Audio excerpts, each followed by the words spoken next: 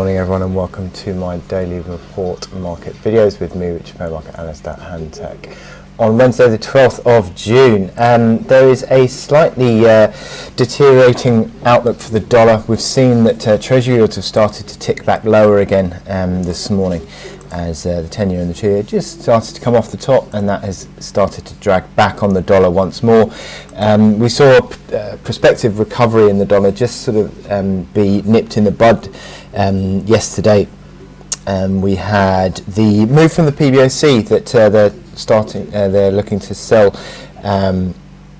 yuan-denominated bonds, and that certainly has dragged the yuan rate back. Dollar yuan lower and yuan strengthening, that is, and that has impacted on the dollar. But also we've had comments from Donald Trump talking about currency valuations, saying that the euro is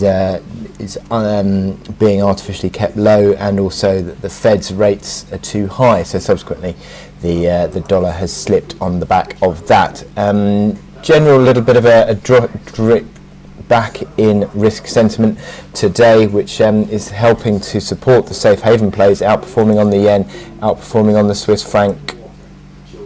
And also what we've seen is the gold price, which is $10 higher on the day. Now we've seen the EIA, which has cut its the Energy and Information Agency, has cut its expectations for global oil growth, demand growth this year, and that has hit the oil price in the last couple of days as well. So that's one of the reasons why we're seeing risk appetite falling away today. Certainly that has helped the gold price, and the oil price is over 2% lower now at the moment. And we saw yesterday on Wall Street a little bit of a drop back on the S&P 500, having earlier seen strong gains on the day, dropping back into the close, and also futures are around about 0.2 to 0.3% lower at the moment for today. So in terms of data points, the big focus for today is the US CPI number at 1:30.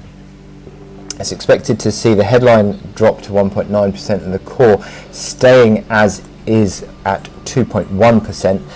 That would just pull back these rates that had been rising. These inflation numbers had been rising in the last month or so. That would pull those backwards again. But it's interesting that that would have a beneficial impact on real wages, but certainly not on inflation expectations, which have been continually falling in recent weeks, and that would certainly play into that factor, given that we've got the FOMC next Wednesday. Right, so my chart today is the Australian dollar. Now, what we've seen in recent weeks, as the Aussie dollar has recovered, but it's recovered back towards what is a key band of resistance around 70 big figure.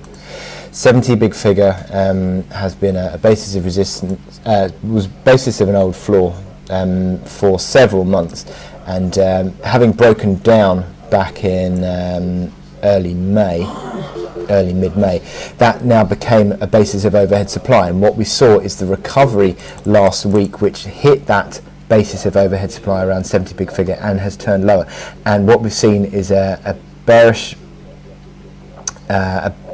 big bearish candle on Monday, negative candle yesterday, negative candle coming today, and that is starting to really impact on the momentum indicators, with the RSI failing in the mid-50s, falling back below 50, MACD lines rolling over underneath neutral, stochastics accelerating lower from a bear cross, similar to the one that we saw in April.